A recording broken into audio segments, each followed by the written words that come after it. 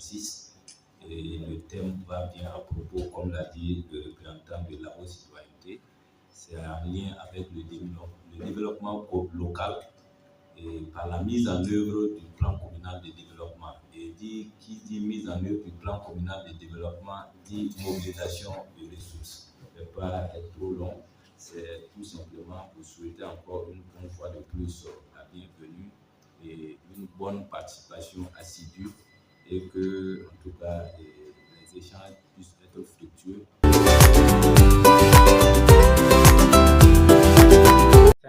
Essentiellement 3 sources de mobilisation des ressources au niveau de la commune de Djibouti.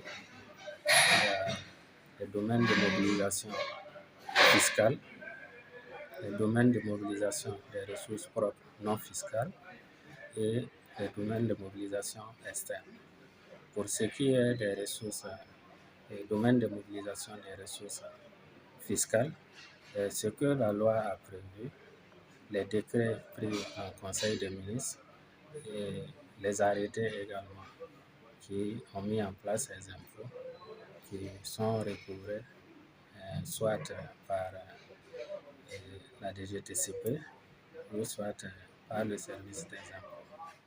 Pour ce qui est des recettes propres non fiscales, elles ont pour base les délibérations des différentes communes qui ont mis en place ces différents impôts et taxes pour pouvoir améliorer leur autonomie financière.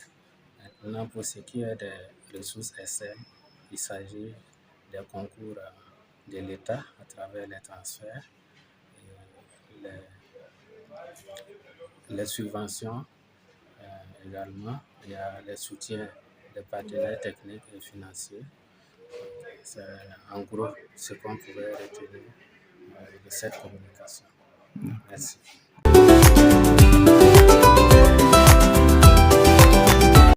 Ma communication a porté essentiellement sur trois axes, 3 points.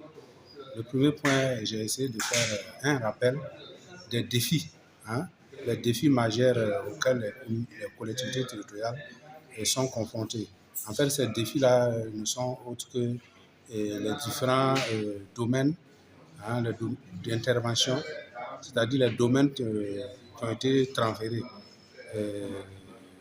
domaines de compétences qui ont été transférés à chaque commune par l'État. Voilà, donc c'est les domaines liés à l'éducation, la santé,